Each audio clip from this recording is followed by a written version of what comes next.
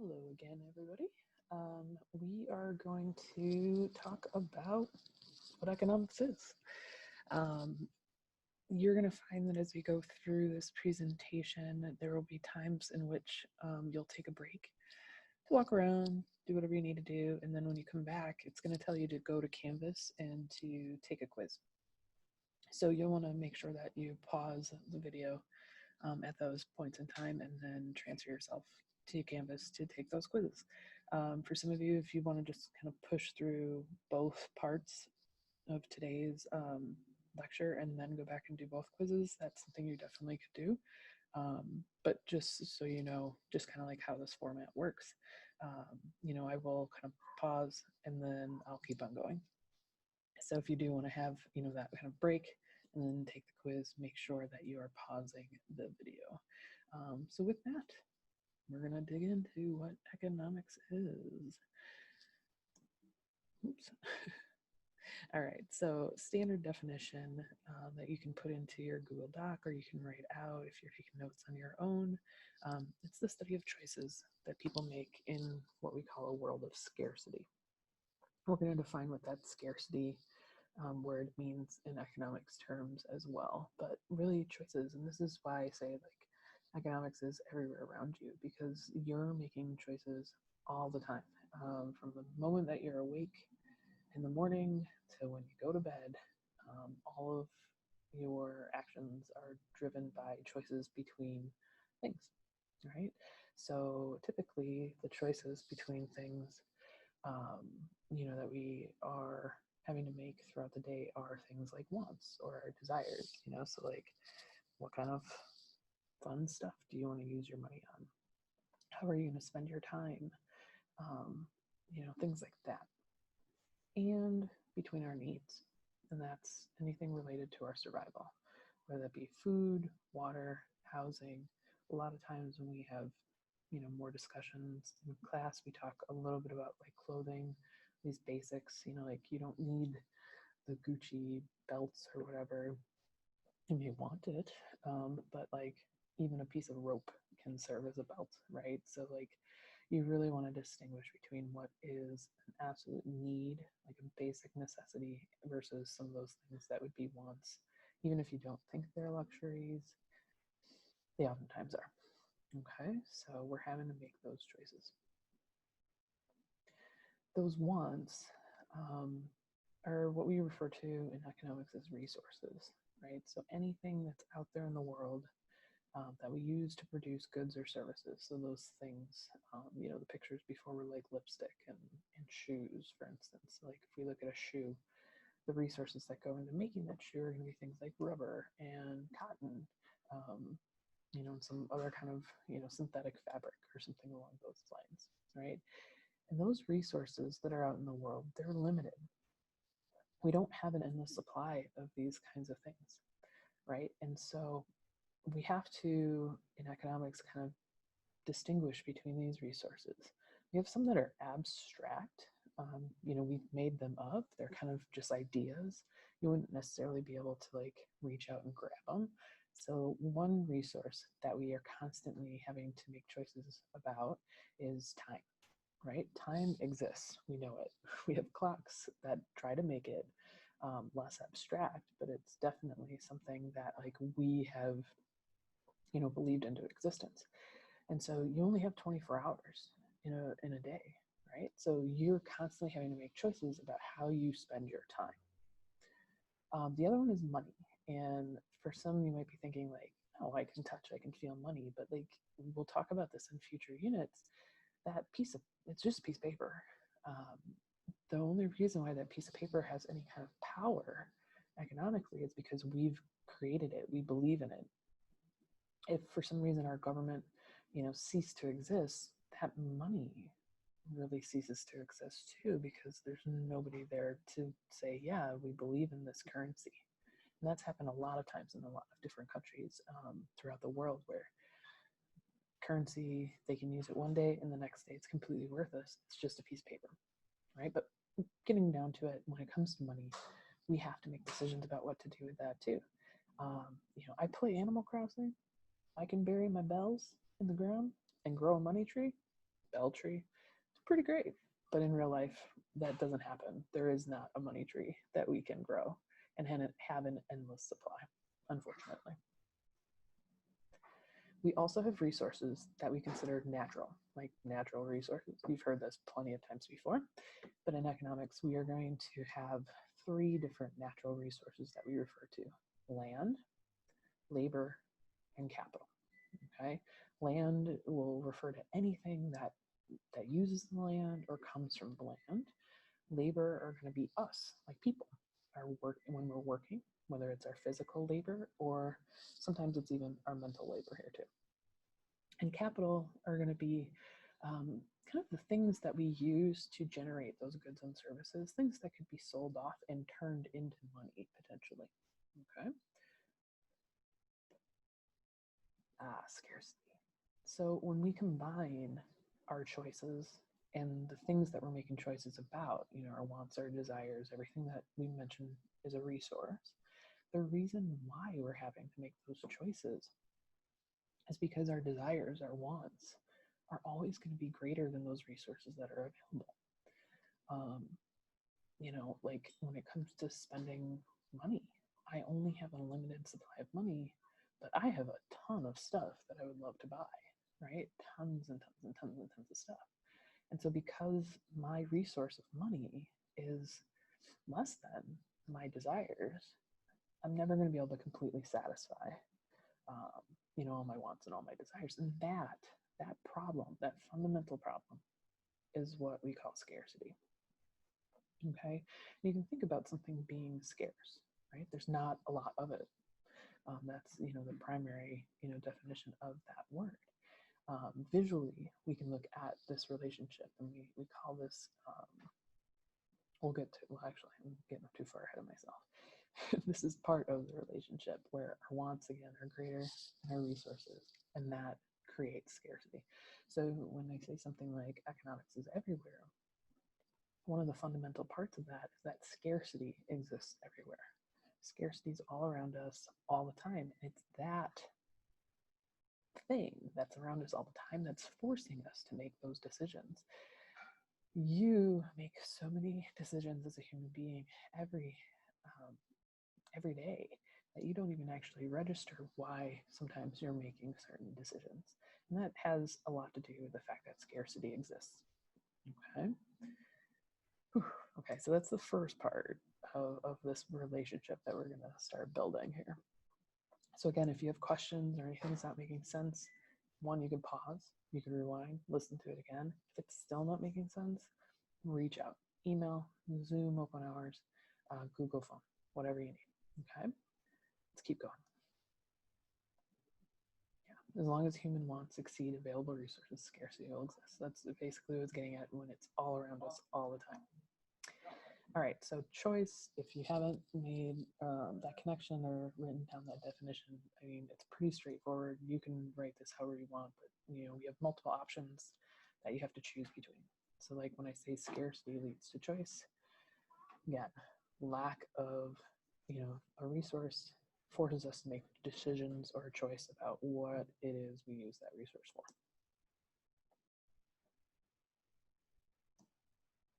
All right, so like a way to kind of, see if you're getting this is by looking at this picture here and trying to figure out where do we see scarcity and how can we understand these people's choices in that world of scarcity, right? So if we were all together, we would throw this out to everybody.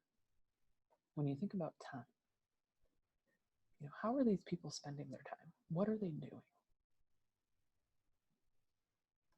You might have been thinking that they're standing in line, right? Yeah, they're spending their time in line. We might not know what that line is right now, but we know people are standing there. And because it's a line, we can probably assume that it's taking some amount of time, to move forward, right? So then the question I would ask you is, these people are standing in line, so like, what else could they be doing with their time?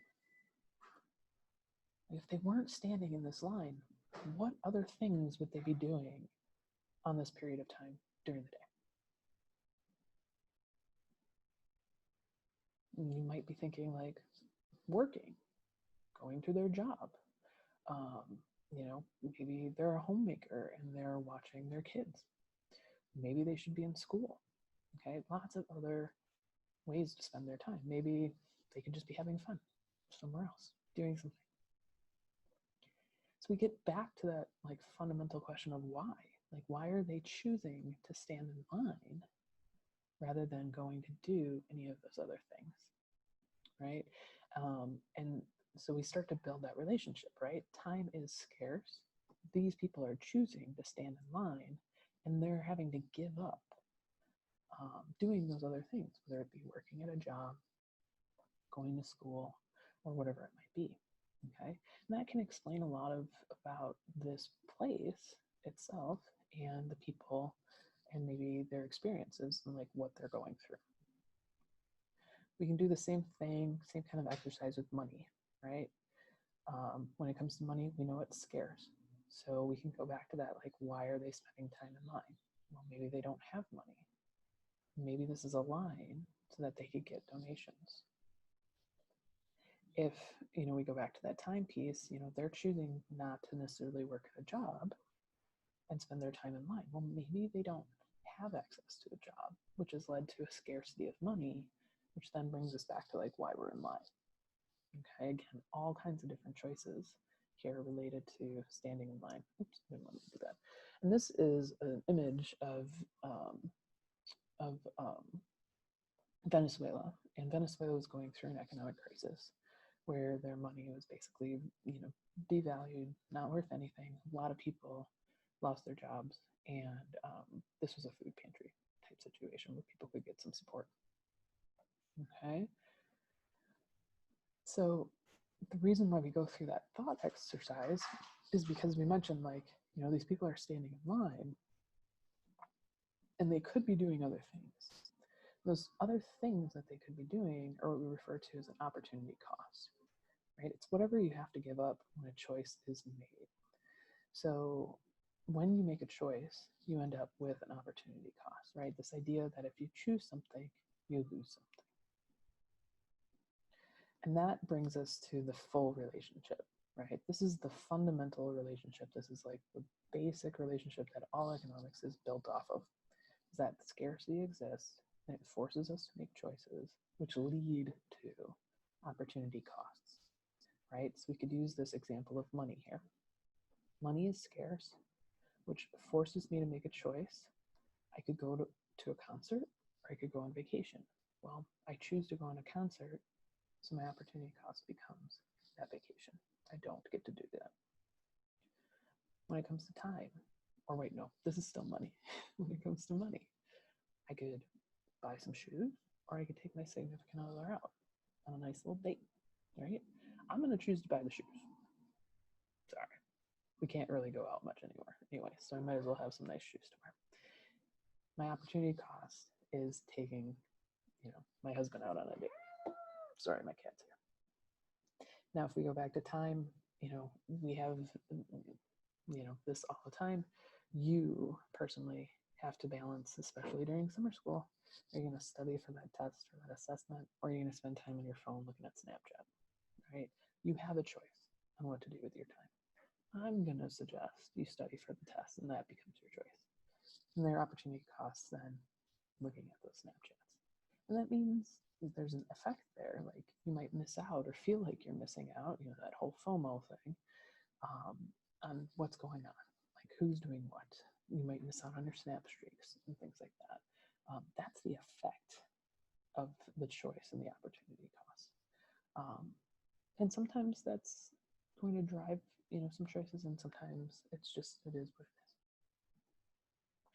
So this theory, right? This is the theory that you need to know about. This is actually going to be the focus in your practice of your very first assignment here today, is identifying what is scarce in the world, picking out the choices that you have to choose between, picking one, and then identifying what was left behind. What was that opportunity cost? Okay, so we're going to practice through it. Again, if it's not making sense or you have questions, this would be a perfect time to pause, to either rewatch or to reach out for any kind of like additional explanation or clarification.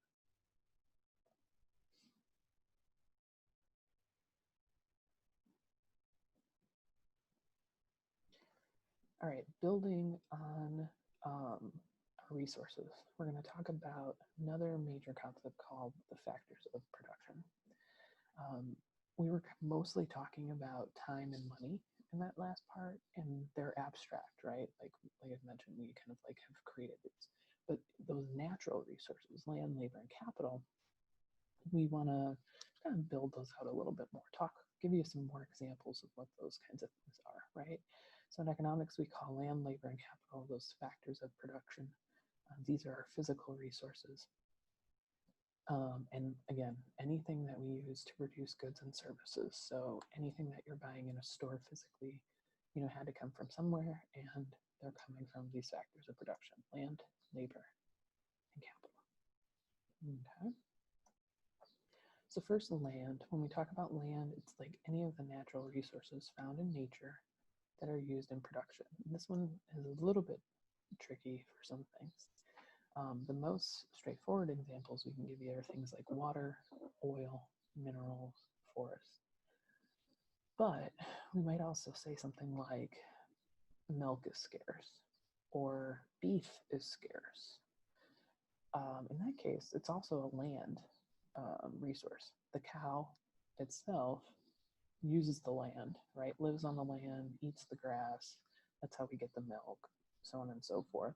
And so some things that you might not necessarily think are land-based actually are. So if you end up using them, or you see a scenario where it's like about a cow or a pig or anything that's not like the actual ground, think backwards, right? Where does this come from? What is it used? And is it a land resource? I'd like to invite you here to take a look at Six Flags. Very familiar with Six Flags, I hope. Try to identify the different land resources here in the picture, right? Stuff that's connected to the land is land, was made from resources in the land.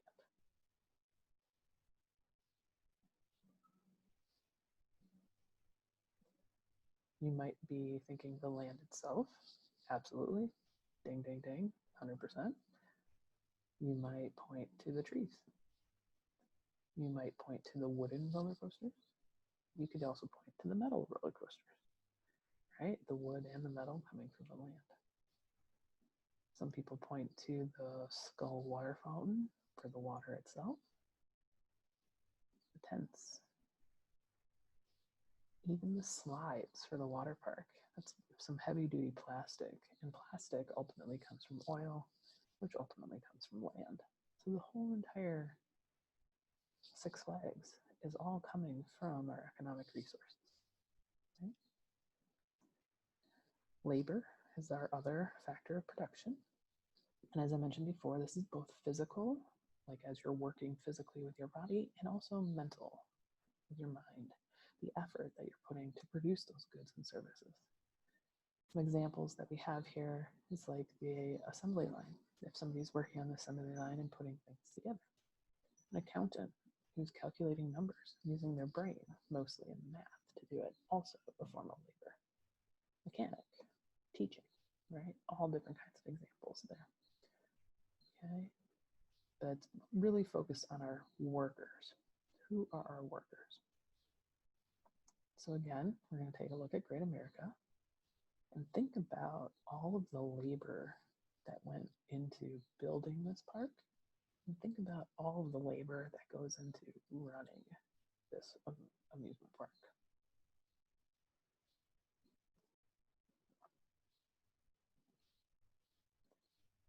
You might be thinking engineer, right? You need somebody to like figure out how to make a roller coaster work safely, right? You might be thinking of an architect, even somebody who designs the actual park itself and like the layout and how it's going to look. You might have thought of the concession workers in those concession stands, the lifeguards, making sure people don't drown, the garbage cleaning crew that goes and keeps the park clean. Okay, any of those would work. You can think about the ride or the people who work the rides, right? The managers who manage all the staff. All of those are examples of labor. Our final resource or factor of production, capital. Okay, any human-made resource used to produce goods and services. So when it comes to capital, we're talking things like buildings, right? So we take all those resources, a human laborer actually makes it into reality. And then we use that building to create other stuff, right? So the building itself is this capital. Trucks, machines, factories. We put money here on capital because ultimately these things could be sold off for money. And then it becomes kind of a more of the abstract thing too. If that doesn't make sense, just ignore it. But for now, we've got some capital here, right? Some examples. Again, one more time, we're looking at Six Flags. Take a look, really think, where are you seeing examples of capital?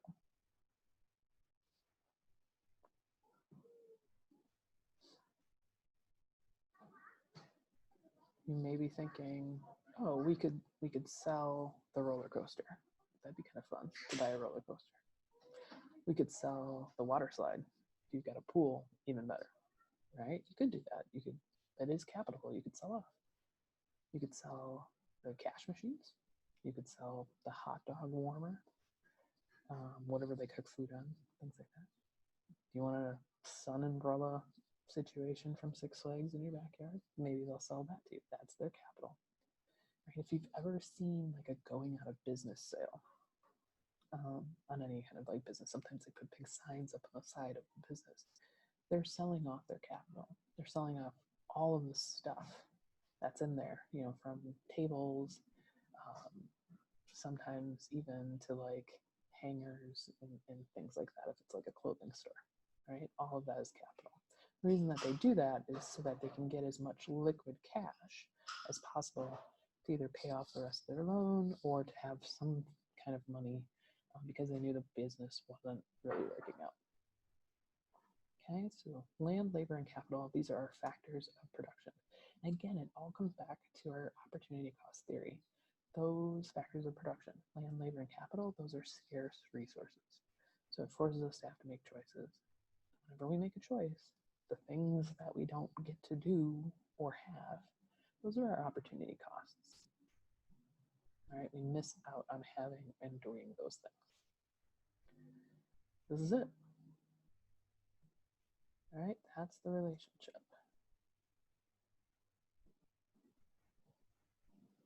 So this is where you're going to take a break.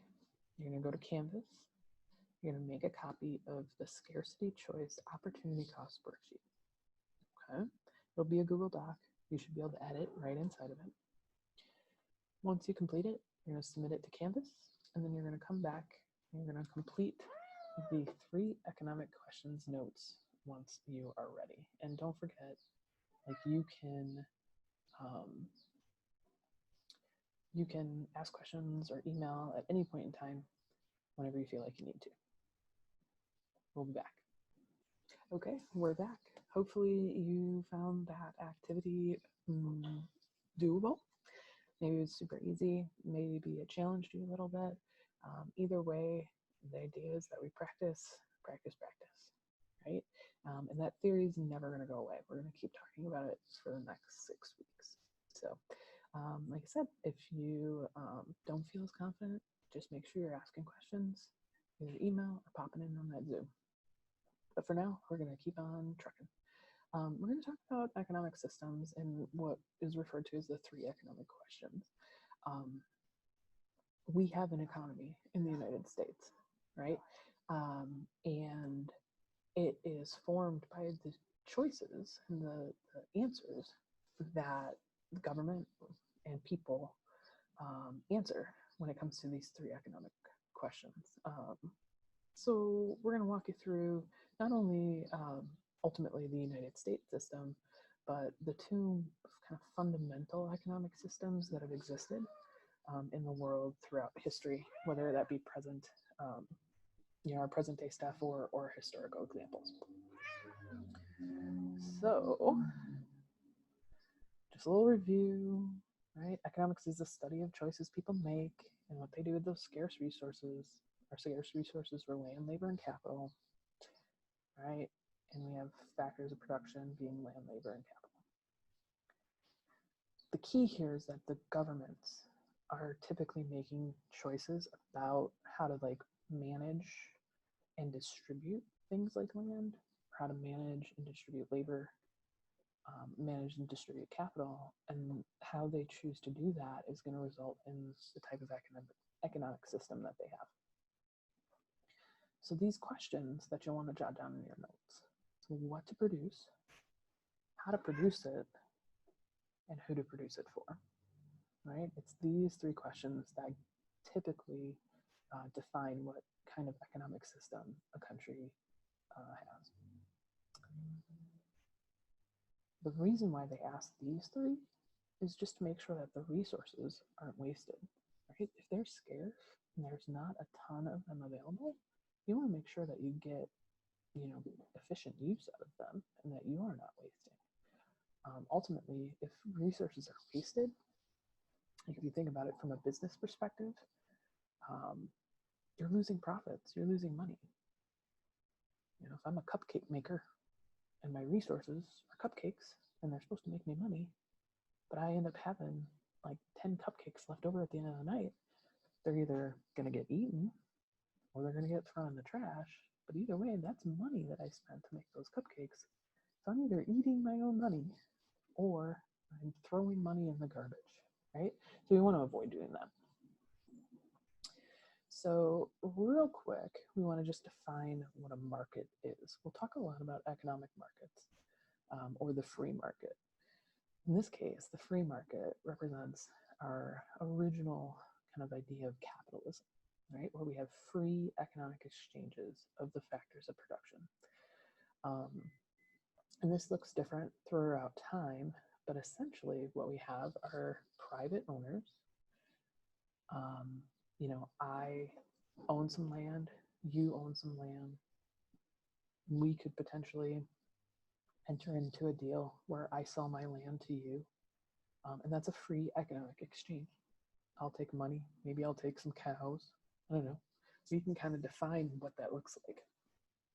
The government is not going to get involved in the free market capitalism. They're hands off. You might have heard the word laissez-faire in the past. It means just hands off in French. So when we decide that we're going to sell each other land, the government's not going to tell us yes or no to how much. The government's not going to say, hey, you got to give me a little bit of that. They're just not there, right? Two individual private citizens creating an economic exchange freely, right? And that means prices are determined by supply and demand. So if it's just you and I that are exchanging land, we can set the price. Now, if you're selling your land and I want it, I want to buy it. But then Bob also wants to buy it, and Bill also wants to buy it, and Sherry also wants to buy it. Now we're going to start having kind of some issues with supply and demand, right? You're the only supplier, and now you've got like 4 or 5 different demanders. If you're smart, because you're the only one who's selling land, you're going to raise your price, right? Because if I offer you $1, Bob's going to offer 2, Bill's going to offer 3, and Sherry might offer 10. So you want to try to get as much money as you possibly can out of it, right? So that's what happens in a free market. Typically, if demand is high, you could potentially see higher prices as long as the supplier, is the only one controlling it. If demand is low, as a supplier, you might have to lower your price to entice demanders to come and buy your stuff, right? That is the free market. It's like the most important thing I think to keep in mind and always go back to is you always have these private individuals or private businesses, and they're the ones who are answering the 3 economic questions, right? They're looking out and saying like, what is it that we need to produce? How are we going to produce it? And who am I producing it for? And that's going to be key to their success as individuals or businesses. And just to stress, this is our pure capitalism. This is what was first kind of dreamed up into existence. It comes from having a barter economy and then evolves from there. Okay, so like in the United States, a lot of times people will refer to the fact that we have capitalism. We have a form of it, but it's not necessarily this pure free economic capitalism that we just explained. Okay. The other kind of economic system that has existed in history and kind of evolved over time is what is referred to as a command economy. And oftentimes it's referred to as socialism. You want to be careful with this one too, because it's socialism. We're not necessarily talking about communism as in the Soviet Union. That evolved a little bit differently. Okay.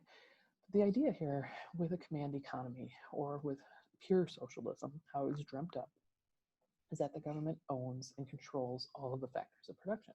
So the land, the labor, the capital, the government is the one that's managing it, distributing it, making decisions about how to use it, right? They're the ones who are answering the three economic questions about like what to produce, how to produce it, and who to produce it for. Some major characteristics to keep in mind. Government's going to set all the prices. It's not going to be about like how many demanders and suppliers they are. The government's going to supply a certain amount. It's going to say it's this much, and that's that. You either have it or you don't. They're going to determine all the types of businesses that exist. They're also going to determine the types of products that exist. And ultimately, any of the wealth that is out there, it's not owned by private individuals or businesses. It's going to be redistributed amongst the government and amongst society, right? The key, right? The government is answering these three economic questions. The government is managing everything. And the intent when this was first, developed as an economic system, the intent was that government could be, was the best to answer these questions, I should say, for the betterment of the people. It would be more efficient and it would be fair. And what we've seen throughout history is attempts to use a command economy and socialism has turned into something else completely, which is what we usually refer to as our communism in the Soviet Union. And that didn't quite work out, right? But if we say we're going to the pure kind of how it was dreamt up, how it was supposed to work perfectly, that's what we're talking about right here, right? This command economy. So things in practice, not always how it looks on paper. Just kind of keep that in mind, right?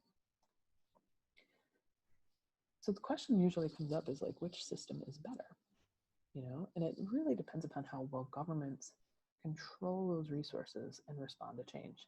And this is that Soviet Union, right? On the left here, you can see, and it's black and white, so it's a little bit harder. But essentially, you've got just all your goods there for people to get. And it's just one, right? So like if you wanted eggs, there's just one brand of eggs. It's not even usually a brand even. It's just going to say eggs. You want to have cereal. You're not going to see the colorful boxes. You're not going to have the variety. It's just going to be cornflakes or whatever. Versus if we look at the picture on the right, this is a picture of a supermarket in the United States. And, we're looking at popsicles here in a freezer. And you've got all the different colors, all the different flavors, everything else. And that free market just creates a bunch of different private individuals that are going to compete against each other. And the part of competing is that you're going to create new and different products and try to get people to buy your stuff, right?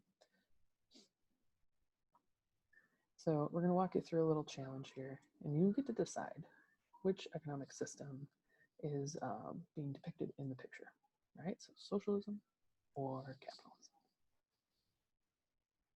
You want to look for clues here, right? And the picture is maybe not so great.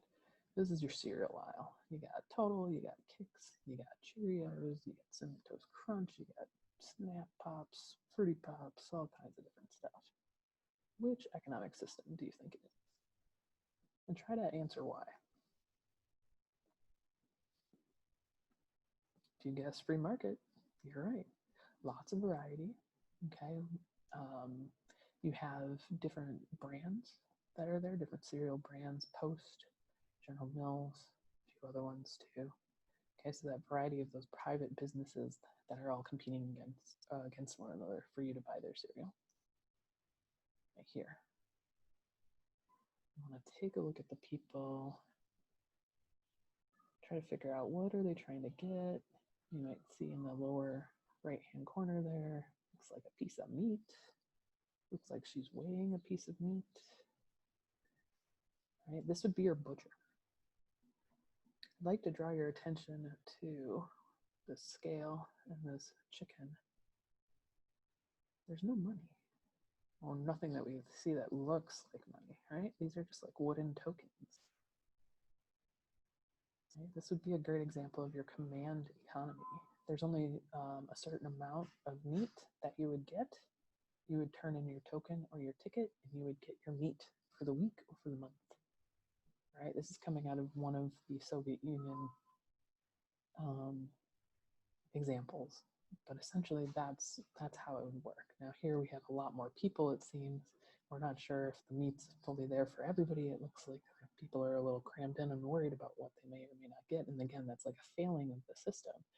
But if it was a pure, fully working socialist country, everybody would get what they needed. So yeah, if you said command economy, you're right on. Taking a look at Google Maps here, you can see all the different companies within Silicon Valley. Right? A couple of things might clue you in there. I said different companies. Right? All of these are different private companies, which might lead you to a free market.